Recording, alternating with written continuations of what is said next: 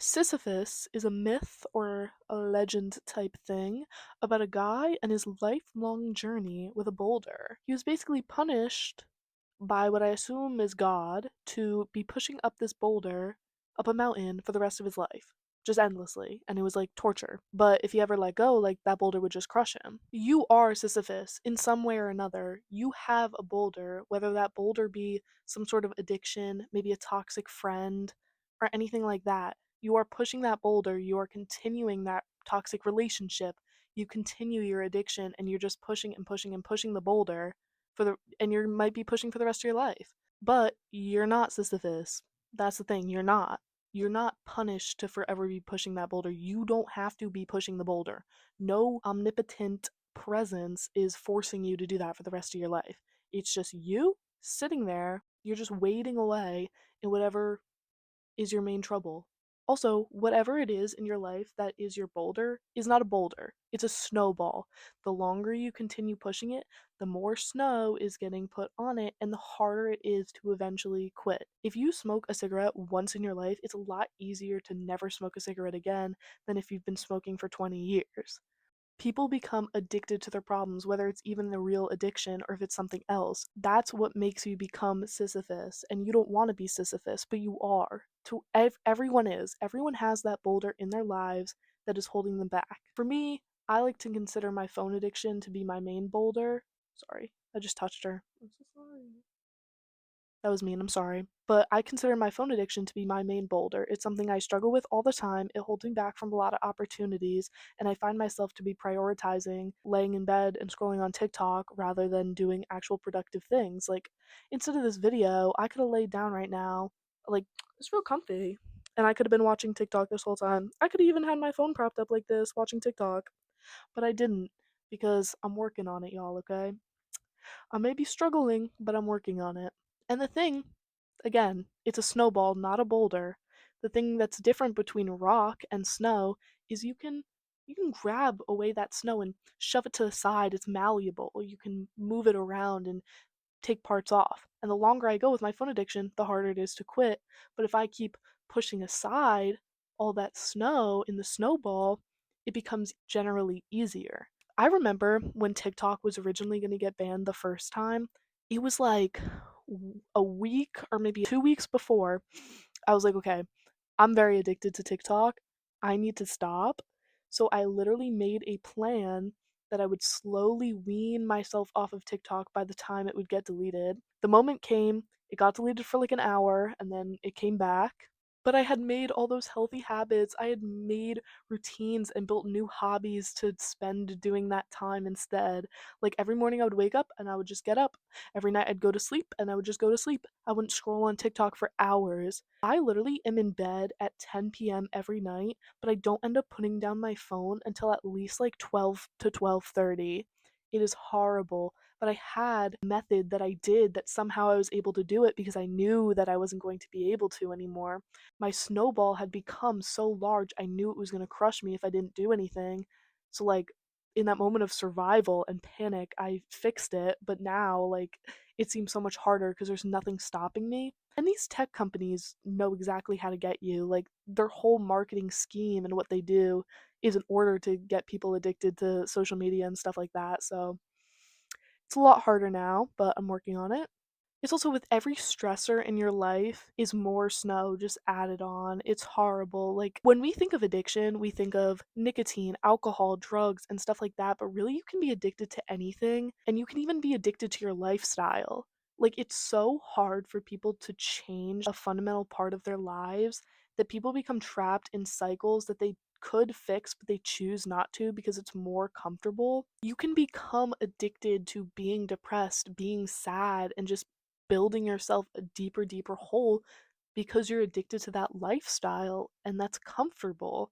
And the word addicted might seem so sharp and nasty, but really it is the truth that when you build up your life to be filled with sadness and grief and all this stuff, it's so hard to make that change that you just become comfortable in isolating yourself and continuing to dig that deeper hole to continue pushing that snowball up the mountain.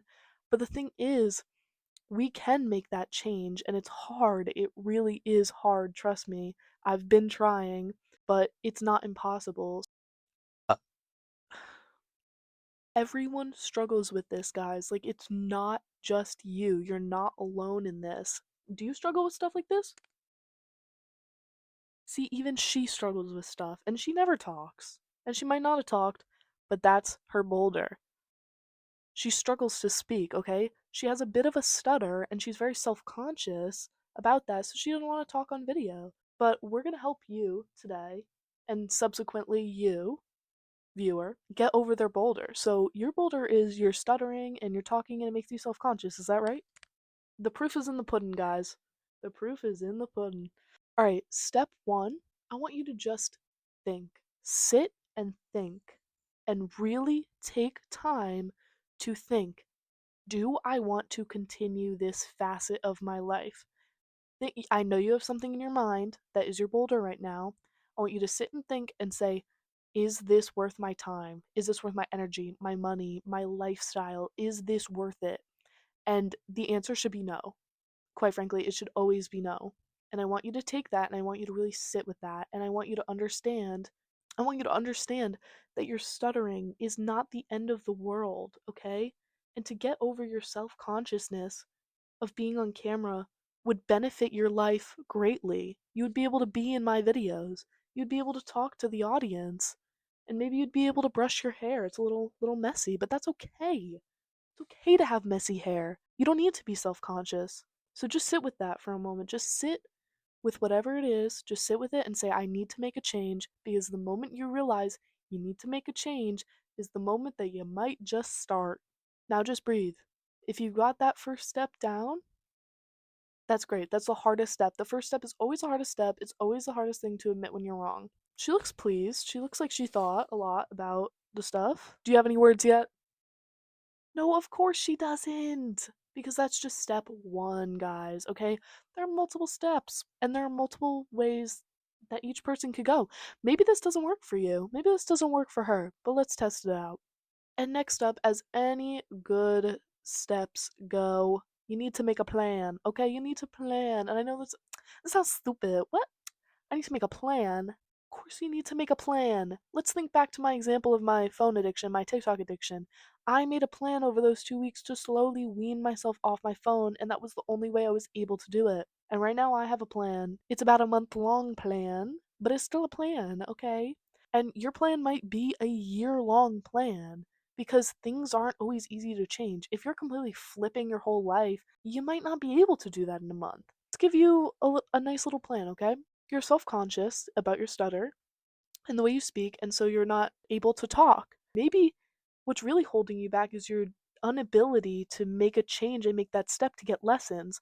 So, our plan is going to be to get her stutter lessons to not just fix something that we think is wrong with her, but to help make her more confident because we want her to be confident and we want her to be able to speak in the videos. I know y'all have been asking since day one. Are you okay with that? Are you willing to get some lessons?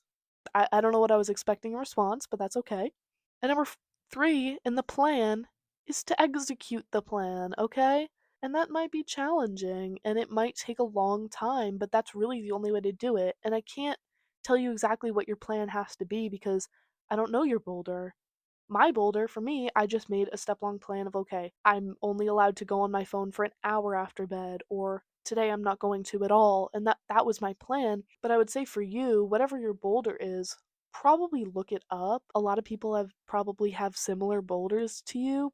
So I would really look that up and see if there's any way to wean yourself off of it because that's really the best way. But to execute our plan of getting her speech lessons, in between this video and next video, I'll take her to a lesson. Maybe I'll even bring you guys with me and we'll work on that. No, you don't want me to bring them with you? Okay, she's shaking her head no. She doesn't want you guys to come, but we'll still go and we'll work on it and maybe for next video your boulder will be a little bit smaller.